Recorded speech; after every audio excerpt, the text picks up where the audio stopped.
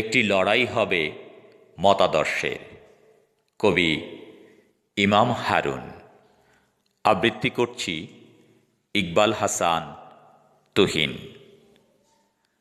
ধর্মের শিক্ষায় শিক্ষিত নয় যারা, তারাই তো লিপ্ত নাস্তিকতায় আর অধর্মে।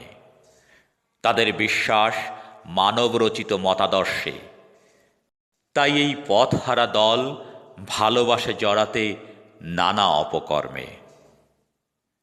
ওদের দোষ ধরে কি লাভ হবে? পাপের মধ্যেই শিক্ষা যার, ধর্মের ছোঁয়া পেয়েছে কি আদৌ তারা? ভালো মন্দ বোঝার কি সাধ্য আছে তার? আমি আশ্চর্য, কোন বিচারে কি দেখে তাদের হস্তে তুলে দিয়েছ রাজ্যের ভার? যার সুবাদে আজ এই পথহারা দল তোমাদের অভিভাবক। বড্ড ঘৃণা হয় একথা ভাবতে আমার। ক্ষমতার আসনকে অবহেলা করে যে ভুল করেছ হে পরকাল বিশ্বাসী মুসলমান, আজ ভুলের দরুন দিতে হচ্ছে খেসারত। ওরা তোমাদের ঠিকই চিনেছে, কিন্তু আফসোস তোমরা চিনতে পারো নাই তাদের। ওরা তোমাদের শাসন করছে যাবৎ। এবার ঘুম ভাঙবে কি? আশা করি ভাঙবে। তবে চলো বিভক্তি ভুলে গড়ে তুলি দুর্বার আন্দোলন।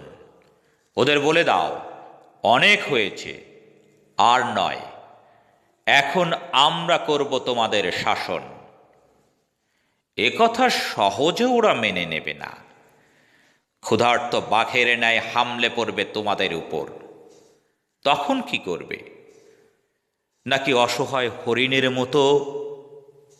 না, এমনটি হবে না। বলো, আমরা কাপুরুষ নই, শহীদি তামান্না লয়ে লড়ে যাব মোরা। ইমানি সাহসে ভরা আমাদের অন্তর। মার হাবা, মার হাবা, আল্লাহ তোমাদের সহায় হোক। আর জানিও, সংগ্রাম বিনে সফলতা নেই। প্রস্তুত হও সত্যিকারের মুসলমান। একটি লড়াই হবে মতাদর্শের। সুতরাং এ যুদ্ধে মরলে শহীদ, এ কথা যেন সবাইকে বলে দেই। এ যুদ্ধে মরলে শহীদ, এ যুদ্ধে মরলে শহীদ।